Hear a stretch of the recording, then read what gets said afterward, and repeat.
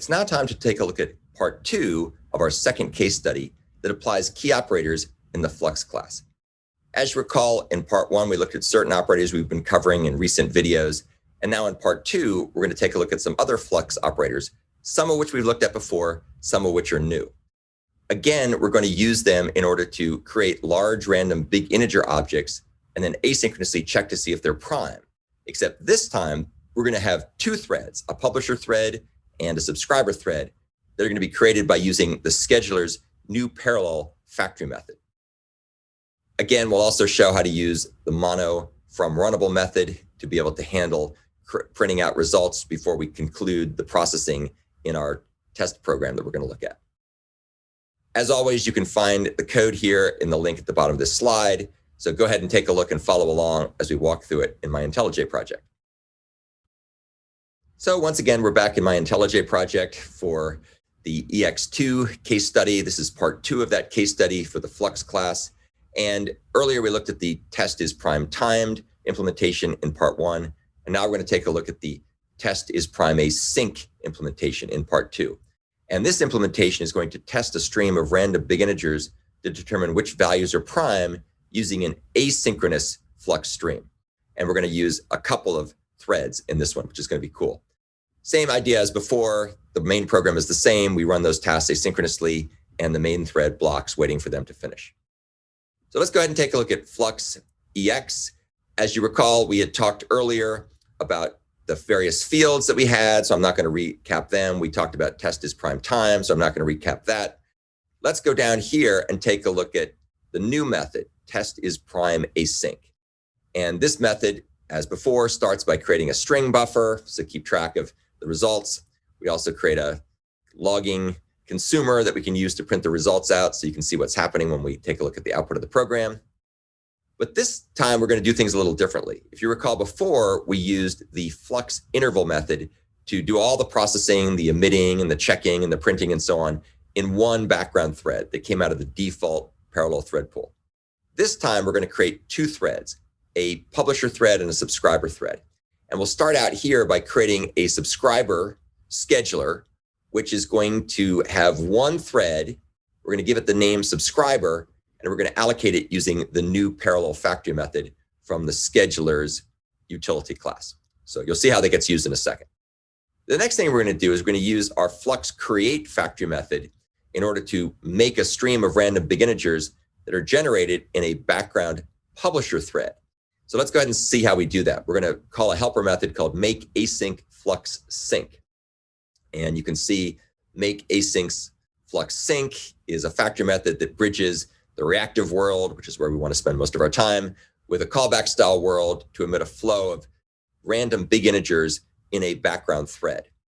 First thing we're going to do is we're going to create that background thread. And we do that by saying scheduler's new parallel, make me a background thread with one thread, or a scheduler with one thread, name that scheduler publisher because it's publishing, and then store that in a local variable called publisher of type scheduler.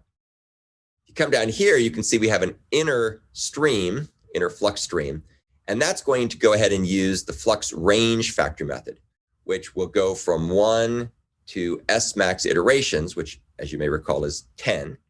And this will generate out integers. We need to be able to work with longs. So the first thing we do is we convert the integer to an unsigned long. So now we have a flux of longs. And then we go ahead and we use the subscribe on operator to subscribe all of the processing here from range down to subscribe to run in this background publisher thread. So everything in this Flux stream will be running in a background thread, which we call publisher.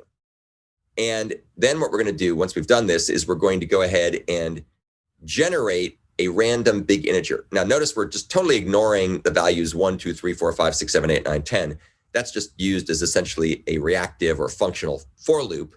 And we're just saying for 10 times, generate a random big integer.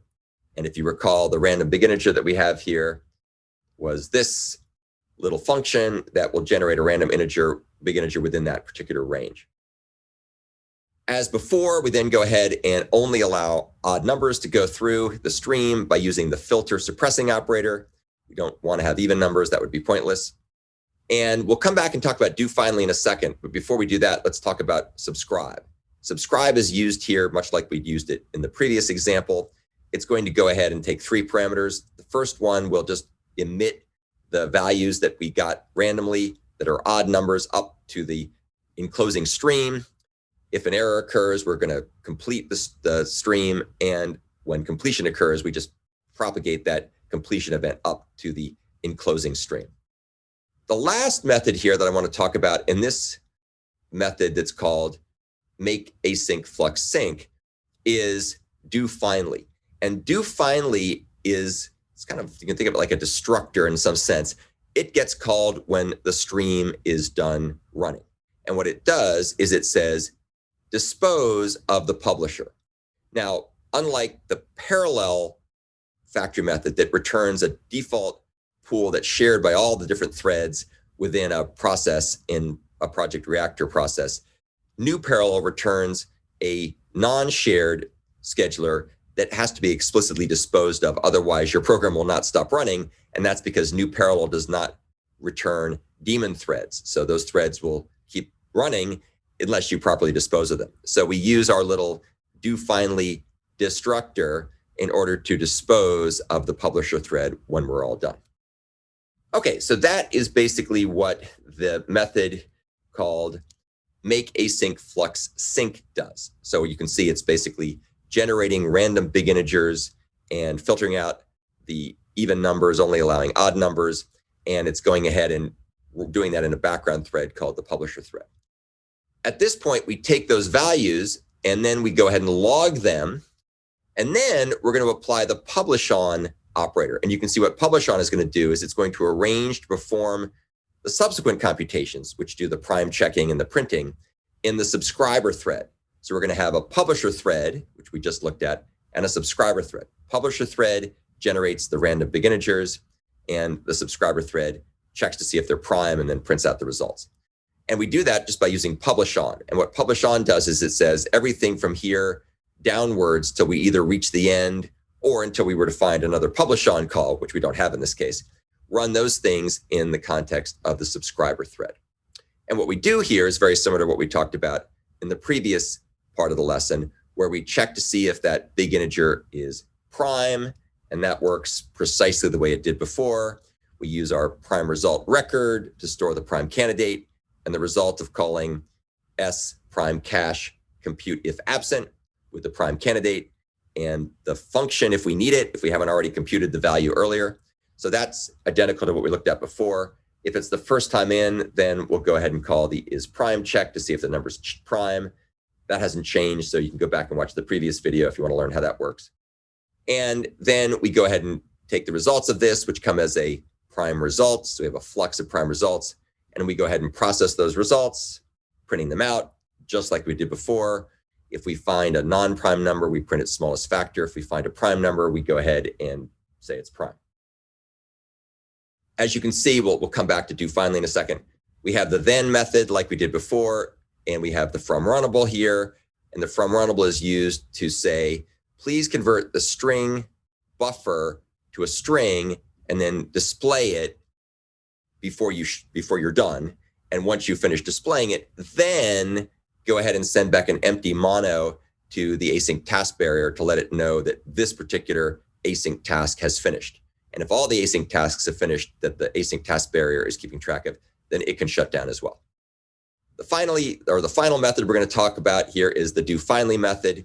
And much like we had looked at when we took a look at the make async flux stream method, do finally is simply used to dispose of the subscriber thread. So the schedule that we had created up here, which we had called subscriber, is now going to be disposed of. For the very same reason we needed to have that in the same method called make async flux sync, we need to be able to dispose of this because we don't want that thread to leak and keep running, because then the main program won't shut down. So speaking about the program, let's go ahead and take a look at the results. I had run these results earlier, and you can see that they're still here in my run window. So here's the results of test is prime async. And as you can see, lo and behold, we have 2 threads, publisher 3 and subscriber 2. don't worry about the names. Those are just names that are provided internally by the underlying Project Reactor schedulers framework. So what we're doing there is we're emitting events in the publisher 3 thread. So you can see we emit a bunch of odd numbers here. Some of them are duplicates, some of them are not. And then in the subscriber thread, we're doing the prime checking. And if we've never seen a number before, we have to explicitly check to see if it's prime. But the first time we do that, it will then be entered into the concurrent hash map. And so subsequent times when those values come through, then we won't have to look them up again. So a good example here might be this one that ends in 9.3. The first time in, we have to explicitly check to see if it's prime. And then the second time, we just look it up in the map, and we don't have to redo the is prime computation. So that is a good example of using the memoizer to speed up those otherwise redundant computations. So that is basically our program. Since this one doesn't have to sleep for half a second, it runs very quickly.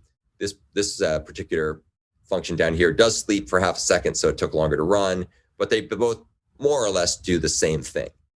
So hopefully you found this discussion helpful, and you now have a much deeper understanding of how to create and run asynchronous operations and operators in the context of Project Reactor's Flux class.